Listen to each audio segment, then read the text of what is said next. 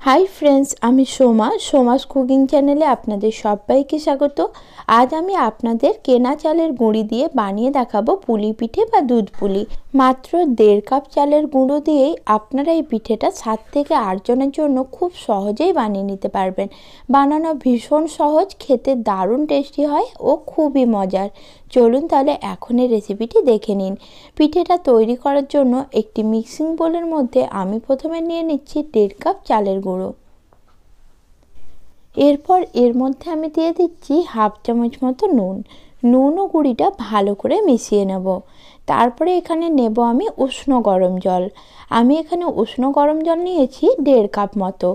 অল্প অল্প করে জলটা দিয়ে একটা ব্যাটার তৈরি করে নেব। তবে প্রথমে কিন্তু বেশি জল দিতে যাবেন না, জলটা অল্প অল্প করে দিয়ে একটা ঘন এরকম ব্যাটার তৈরি করে নিতে হবে। একবারে যদি পুরো জলটা দিতে যান তাহলে কিন্তু গুঁড়িটা দলা পাকিয়ে যাবে, একটা স্মুথ ব্যাটার তৈরি হবে না। দেখুন অল্প অল্প করে জলটা দিয়ে আমি একটা স্মুথ ব্যাটার তৈরি করে নিয়েছি। এখন এর মধ্যে আমি দিয়ে দিলাম হাফ চামচ মতো বেকিং সোডা। বেকিং সোডাটা দিয়ে 2 থেকে 3 মিনিটের জন্য খুব ভালোভাবে গুঁড়িটা ফেটিয়ে নিতে হবে। যত ভালোভাবে ফেটাবেন পিঠেটা কিন্তু ততটাই ভালো ফুলবে আর নরম হবে। এইভাবে 3 থেকে 4 মিনিট গুঁড়িটা আমি ফেটিয়ে নিয়েছি। এখন এর মধ্যে নর্মাল জল আমি মিক্স করে দিচ্ছি। এখন আর উষ্ণ গরম জল নেওয়ার প্রয়োজন নেই, নর্মাল জল দিয়ে একটা পাতলা ব্যাটার আমি তৈরি করে নিয়েছি। ব্যাটারটি ঠিক কীরকম হবে আমি আপনাদের দেখিয়ে দিচ্ছি। দেখুন ব্যাটারটি ঠিক এরকমই পাতলা তৈরি করে নিতে হবে। এরপর এর মধ্যে দিয়ে দিচ্ছি 1 চামচ মতো সাদা তেল। আপনারা এখানে ঘিটাও ব্যবহার করতে পারেন। এখন তেল দিয়েও ব্যাটারটা আমি খুব ভালোভাবে 2 মিনিটের জন্য ফেটিয়ে নিচ্ছি। ব্যাটার এখন আমার রেডি হয়ে গেছে। এদিকে আমি আপ্পাম তাওয়া বসিয়ে নিয়েছি। এরপর এই তাওয়ার মধ্যে অল্প করে একটু তেল ব্রাশ করে নেব। এই তাওয়াগুলো আপনারা মার্কেটে খুব সহজেই পেয়ে যাবেন। এছাড়া এই তাওয়া যদি না থাকে তাহলে আপনারা ইডলির যে স্ট্যান্ডগুলো হয় তাতেও কিন্তু এই পিঠেগুলো বানিয়ে নিতে পারেন। এরপর তাওয়ার যে ছাঁচগুলো রয়েছে এক একটা ছাঁচের মধ্যে আমি 2 চামচ করে পিঠের ব্যাটার দিয়ে দিচ্ছি। 2 চামচ করে ব্যাটার দিয়ে দিলেই হবে। আর গ্যাসের ফ্লেম একদম কমিয়ে দিয়ে পিঠেগুলো এখন আমি হতে দেব।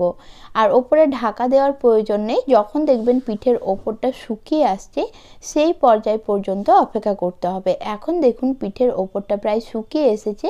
পিঠেগুলো একটা ছুরির সাহায্যে এইভাবে আমি এখন উল্টে নিচ্ছি। আর পিঠের এক সাইডটা দেখুন কি সুন্দর লালচে রং করে ভাজা হয়েছে, অপর সাইডটাও আমি এখন কিছুক্ষণ এইভাবেই ভাজা হতে দেব।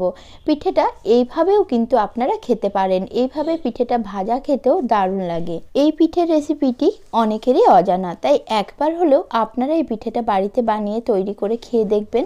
খেতে এত ভালো লাগে যে বারবার বানিয়ে খাবেন। পিঠেটা 2 সাইড দিয়ে আমি খুব ভালোভাবে ভেজে নিয়েছি। এখন পিঠেগুলো আমি একটা প্লেটের ওপর তুলে নিচ্ছি। আর বাকি যেটুকু পিঠের ব্যাটার রয়েছে সেই ব্যাটারটা দিয়ে আমি বাকি পিঠেগুলো বানিয়ে নিচ্ছি। একই রকমভাবে সব কটা পিঠে আমি বানিয়ে নিয়েছি। এখন এদিকে আমি দুধের মালাইটা তৈরি করে নেব। দুধের মালাই তৈরি করার জন্য কড়াইয়ের মধ্যে 1 লিটার দুধ নিয়েছিলাম। দুধটাকে আমি আগের থেকে ঘন হতে বসিয়ে দিয়েছিলাম। দুধটাকে ফুটিয়ে আমি 1 লিটার দুধকে করে নিয়েছি 500 ml। এখন এই দুধের মধ্যে আমি 3 টেবিল চামচ মতো চিনি দিয়ে দিলাম। মিষ্টিটা আপনারা আপনাদের স্বাদ অনুযায়ী দিতে পারেন। আবার কেউ চাইলে এখন যেহেতু খেজুর গুড়ের সিজন তাই আপনারা এখানে খেজুর গুড়টাও ব্যবহার করতে পারেন। আর যারা গুঁড়ো দুধ দিয়ে মালাইটা তৈরি করতে চান তারা 2 কাপ উষ্ণ গরম জলের মধ্যে 1 কাপ গুঁড়ো দুধ দিয়ে মিশিয়ে নেবেন। তারপর দুধটা ফুটিয়ে নিলেই মালাইটা রেডি হয়ে যাবে। এখন মালাইটা আমি মিডিয়াম ফ্লেমে 5 মিনিট মতো আরও ফুটিয়ে ঘন করে নিয়েছি। এই পর্যায়ে গ্যাসটা আমি অফ করে দিচ্ছি। তারপর দুধটা উষ্ণ গরম হওয়া পর্যন্ত অপেক্ষা করব।